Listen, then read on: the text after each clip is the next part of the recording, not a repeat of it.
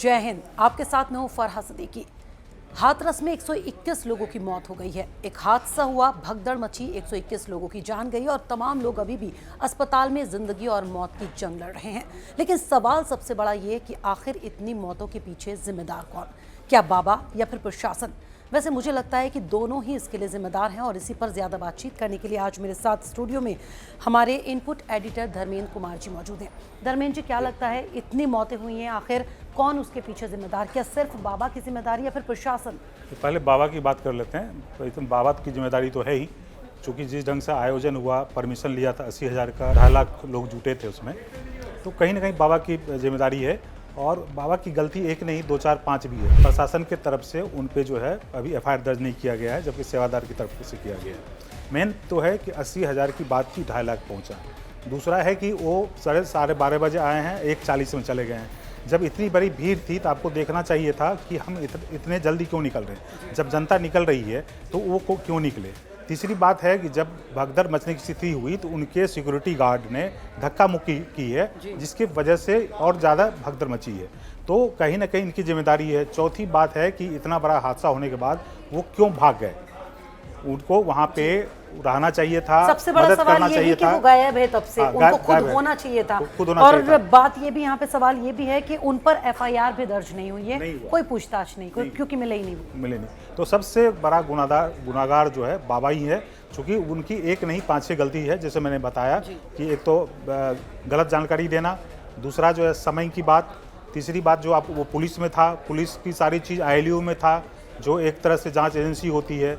चौथी बात, जब उस ढंग से भीड़ थी तो उसके सिक्योरिटी गार्ड ने क्यों धक्का मुक्की किया। पांचवी बात तो जो है उनको वहाँ पे रहना चाहिए था, वो भाग गया। अभी छठी बात जो है उसको अभी कहाँ पे है नहीं है पता नहीं, लेकिन ये सारी गलती तो बाबा की है। लेकिन बाबा को इतनी गलती करने का छूट क्यों कौन दिया, वो बड़ा सवाल है। गलती बाबा की है, लेकिन छूट दी गई प्रशासन की तरफ से। आखिर क्यों प्रशासन की तरफ से पूरी व्यवस्था नहीं की गई? 80,000 लोगों में 2.5 लाख लोग पहुंचते हैं, उसकी व्यवस्था क्यों नहीं की गई? और आखिर पहुंचे क्यों वो लोग, उस पर सवाल नहीं किया गया। तो कहीं ना कहीं प्रशासन की लापरवाही, प्रशासन की बड़ी लापरवाही। जितने बाबा को जिम्मेदार ठहराते हैं, उससे ज़्यादा जिम्मेदारी जो है प्रशासन की है। पर प्रशासन के हाथ में रिमोट कंट्रोल है, वो चाहता तो रोक सकता था, लेकिन रोक नहीं पाया। एक तो 80,000 की बात थी, 2.5 लाख पहुंच गया तो आपको जानकारी देनी चाहिए थी। 80,000 पे आपके पास जो है करीब 30 पुलिस थी, तो उसको पुलिस को बताना चाहिए, प्रशासन को ये यहाँ पे बेकाबू स्थिति हो गई। जब वहाँ पे प्रवचन चल रहा था, जो भी चल रहा था, कम से कम उसको भी अलर्ट करना चाहिए था कि आपने 80,000 का परमिशन लिया और 2.5 लाख क्यों पहुँच गया। तो ये कहीं ना कहीं जो प्रशासन बहुत बड़ी गलती है, बहुत बड़ी चूक है। ये प्रशासन जो है पूरी तरफ से फ्लॉप रहा है, क्योंकि यदि प्रशासन, मैंने बहुत सारे लोगों का बयान सुना, तो वो लोग ये भी कह रहे थे कि पुलिस जब व्यवस्था करने की कोशिश कर रही थी तो बाबा के जो गार्ड्स थे उन्होंने कह दिया कि आपकी जरूरत नहीं है, हम खुद अपने इंतजाम कर लेंगे। तब प्रशासन ने क्यों कुछ नहीं किया? यही बात मैंने अभी की। SDM ने DM को रिपोर्ट लिखी है कि जब वहाँ पे रोड पे भीड़ थी, गाड़ी निकली, लोग की भीड़ जो आई थी, उसमें जो धक्का मुक्की शुरू हुई थी, उसमें सिक्योरिटी गार्ड ने धक्का मुक्की की। उसकी वजह से काफ़ी लोग जो है और जो है ज़्यादा लोग कैजुअलिटी हुए।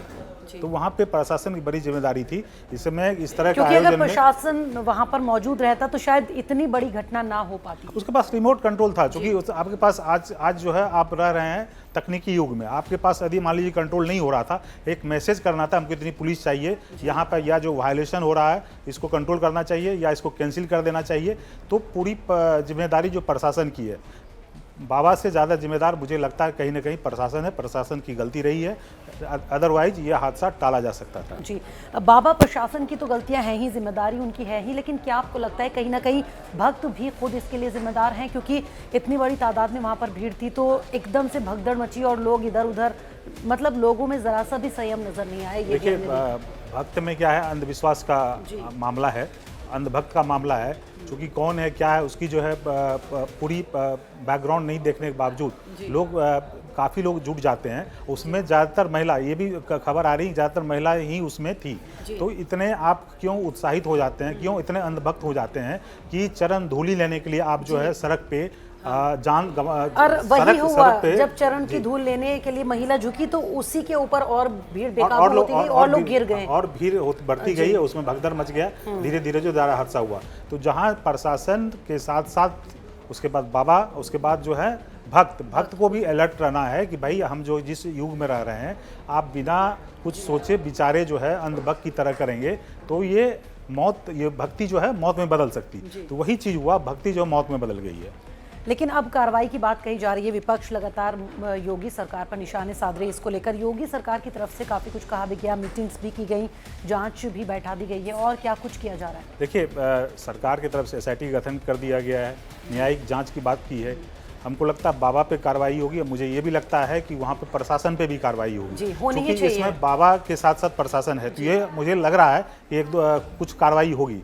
तो योगी अपने स्तर पर कर रहे हैं, क्योंकि मेन तो शासन ये आयोजन का काम तो प्रशासन का होता है, डिस्ट्रिक्ट लेवल का काम होता है। तो चूँकि डे टू डे में तो ये मुख्यमंत्री शामिल नहीं होते हैं, लेकिन ये प्रशासन की चूक कहीं ना कहीं जो है जिम्मेदारी फिर योगी तक ही जाती है, क्योंकि वो बात जो है सरकार जो भी योगी चला रहे हैं। तो चूँकि वो कोशिश करेंगे कि इसमें कौन दोषी है, इसमें कार्रवाई की जाए। लेकिन देश की नज़र टिकी हुई है कि बाबा पे क्या कार्रवाई होती है, जो अधिकारी जो है जहाँ चूक हुई उस पर क्या कार्रवाई होती है, इस पे जो है देखने वाली नज़र है। अब देखते हैं कि चूंकि 24 घंटे की बात की गई थी, 24 घंटा होने वाला है, उसमें क्या रिपोर्ट आती है, न्याय की जांच में क्या रिपोर्ट आती है। तो मुझे लगता है प्रशासन के साथ साथ जो है बाबा पे भी गाज गिर सकता है। बाबा पे गिर सकता है गाज, और होनी भी चाहिए, क्योंकि उन्हीं की वजह से ये सब कुछ हुआ, इतने ज़्यादा लोग आ गए। लेकिन बाबा का क्या अब तक कुछ पता लग पाया है? बाबा के बारे में यही है कि मैनपुरी में है, चूँकि देखिए क्या होता है कि जब पुलिस से आप जो परमिशन लेते हैं, तो सेवा जो आदमी आप जो एप्लीकेशन देते हैं, तो मेन विक्टिम तो वो हो जाता है। चूँकि बाबा का जिक्र नहीं किया गया होगा, तो उनको लगता है कहीं ना कहीं ये है, जब जांच आगे बढ़ेगी, उसकी चूक देखी जाएगी, आप क्यों नहीं रोका, तो हो सकता है बाबा पे भी धाराएं लगेगी। तो अभी पूरी तहकीकात हो रही है, बाबा हमको नहीं लगता बचेंगे, इस पर कार्रवाई होगी उसमें।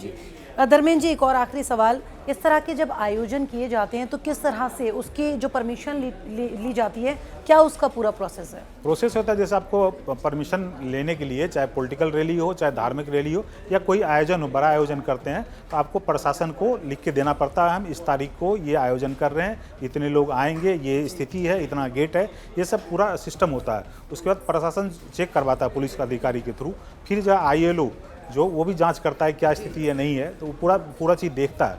उसके बाद परमिशन देता है, परमिशन के साथ उसमें टर्म कंडीशन होते हैं, इतने ये होना चाहिए, वो होना चाहिए, वो 5 चीज़ होता है कि कितना स्पेस है, कितना गेट है, वहाँ फायर सेफ्टी एरिया है कि नहीं, इतने लोग हैं तो इतने गेट होनी चाहिए, आपकी प्राइवेट सिक्योरिटी है कि नहीं है, ये सारी चीज़ देखे जाते हैं। तो मुझे लगता है उसको देखने और नज़रअंदाज करने चाहिए, क्योंकि सिर्फ एक ही गेट था। बाबा ने गलती की, बाबा के बातों पे जो है प्रशासन ने विश्वास कर लिया, तो इस वजह से जो है ये गलती हुई है। परमिशन को ठीक से देखा जाता, उसमें यदि वायलेशन हो रहा था, उस पर कार्रवाई की जाती, तो शायद 121 लोगों की जान आज बच सकती थी। जी, चलिए धर्मेंद्र जी, बहुत बहुत शुक्रिया मेरे साथ जुड़ने के लिए। 121 लोगों की तो मौत हो गई है, लेकिन कई लोग अभी भी ऐसे हैं जो अस्पताल में हैं, इलाज उनका चल रहा है, पता नहीं कितने लोग उसमें ठीक हो पाएंगे। वैसे हमारी कामना यही है कि जल्द से जल्द वो लोग स्वस्थ हो जाएं। फिलहाल मेरे साथ इतना ही, मुझे दीजिए इजाज़त। जय हिंद।